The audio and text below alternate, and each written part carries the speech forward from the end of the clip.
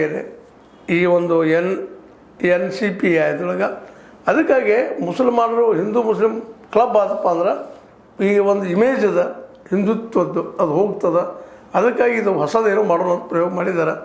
ಈಗಂತೆ ಪ್ರಯೋಗ ಆಗಿದೆ ಮೋಸ್ಟ್ಲಿ.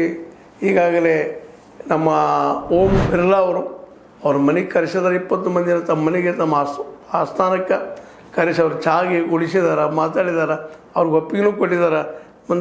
ಈ ಒಂದು NCP ಆಗಿರೋ ಅವಕಾಶ ಮಾಡಿಕೊಟ್ಟಿದ್ದಾರೆ. ಹೀಗಾಗಿ ಸರ್ಕಾರ ಅಂತ ಇದರಿಂದ ಇರೋದರಿಂದಾಗಿ ಎಲ್ಲರೂ ಸುಸೂತ್ರವಾಗಿ ನಡೆಯೋದನ್ನು ಗಮನಿಸಿದಾಗ ಈ ದೇಶದಲ್ಲಿ ಮುಂದಿನ ದಿನದಲ್ಲಿ ಪ್ರಜಾಪ್ರಭುತ್ವ ಯಾವ ಹಂತಕ್ಕೆ ಬಂದಿರಬಹುದು ಅನ್ನೋದು ಆತಂಕ ಸಹಜವಾಗಿ ಎಲ್ಲರೂ ಕಾಡ್ತಾ ಇದೆ. ಏನೂ ಇರಲಿ, ಏನೂ ಇಲ್ಲದ NCPI ಇವತ್ತು ರಾಷ್ಟ್ರದ ಪ್ರಬಲ ರಾಜಕೀಯ ಪಕ್ಷ ಮತ್ತು ಬಲಿಷ್ಠ ರಾಜಕೀಯ ಪಕ್ಷ ಆಗಿದ್ದ ಮಾತ್ರ ಇದು ನಿಜವಾಗಿಯೂ ಈ ದೇಶದ ರಾಜಕೀಯ ಇತಿಹಾಸದಲ್ಲೇ 8ನೇ ಆಶ್ಚರ್ಯ. ಅಂದರೆ ಯಾರೂ ಆಶ್ಚರ್ಯ ಪಡಬೇಕಾಗಿಲ್ಲ.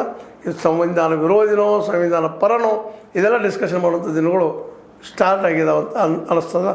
ಏನೋ ಆಗಲಿ, ಇವತ್ತಂತ ಮೊದಲು ಅಂತಿದ್ರು ಏನಪ್ಪ ಅಂದ್ರೆ ಯಾರು ಗೆಲ್ತಾರೆ ಅವ ಸಿಕ್ಕಂದರ್ ಅಂತೇಳಿ. ಮೋಸ್ಟ್ಲಿ ಅದೀಗ ಅನ್ವಯ ಆಗ್ತಾಯಿದೆ ಸುವೇಂದು ಅವರಿಗೆ, ಅದೇ ಕಾರಣಕ್ಕೆ ಮೋದಿಯವ್ರಿಗೂ ಸಹಿತ.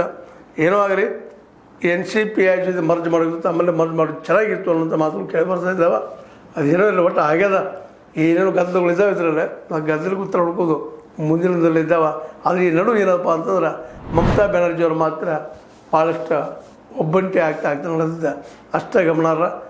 ನೋಡೋಣ ಮುಂದೆ ಏನಾಗ್ಬೋದು ಅನ್ನೋದನ್ನು ಅಂತ ಹೇಳ್ತಾ, ಇದು ನಿಮಗೆ ಲೈಕ್ ಆಗಿರ್ಬೋದು. ಲೈಕ್ ಮಾಡಿ, ಶೇರ್ ಮಾಡಿ, ಕಾಮೆಂಟ್ ಮಾಡಿ, ಜೊತೆಗೆ ಸಬ್ಸ್ಕ್ರೈಬ್ ಆಗೋದನ್ನು ನಿಲ್ಲಿಸ್ಲಿಕ್ಕೆ ಹೋಗಬೇಡ್ರಿ. H16 ನ್ಯೂಸ್ ಅರ್ಥ ತಿಳಿಸಿದ್ದಾರೆ ಎಂಬುದು ಸತ್ಯದ ಕೈಗಳಲ್ಲಿ ವಂದನೆಗಳು. ಆತ್ಮೀಯ ಸಾರ್ವಜನಿಕರಲ್ಲಿ H16 ಅರ್ಥಾತ್ ಸೀತಾರಾಮದಿಂದ ಒಂದು ಮನವಿ. ಈ ಸಂಸ್ಥೆ ಭ್ರಷ್ಟಾಚಾರ, ಅನ್ಯಾಯ, ಅತ್ಯಾಚಾರಗಳಿಂದ ನೊಂದವರ ವೇದಿಕೆ. ಅನ್ಯಾಯಕೋರರ, ಭೂಗಳ್ಳರ, ನಶಾ ಸಾರಾಯಿ ಮಾಫಿಯಾಗಳ ವಿರುದ್ಧದ ಧ್ವನಿ. ರೈತರ, ಕೂಲಿಕಾರ, ಕಾರ್ಮಿಕರ, ಬಿದ್ದ ಸಮುದಾಯ ಜನರ ಧ್ವನಿ. ಬೆಂಬಲವಾಗಿ ನಿಂತು ತನುಮನ ಧನದ ಸಹಾಯಕ್ಕೆ ಸಾರ್ವಜನಿಕರಲ್ಲಿ ಕೋರಿಕೆ. ದಾನದ ಸಹಾಯ ನೀಡಿ ಸ್ವಾತಂತ್ರ್ಯ ಪತ್ರಿಕೋದ್ಯಮ ಉಳಿಸಿ ಬೆಳೆಸಿ. ವಂದನೆಗಳು. ತಮ್ಮನ್ನೇ ನಂಬಿರುವ ಮಲ್ಲಪ್ಪ ಇ ಜೋತಾವರ್.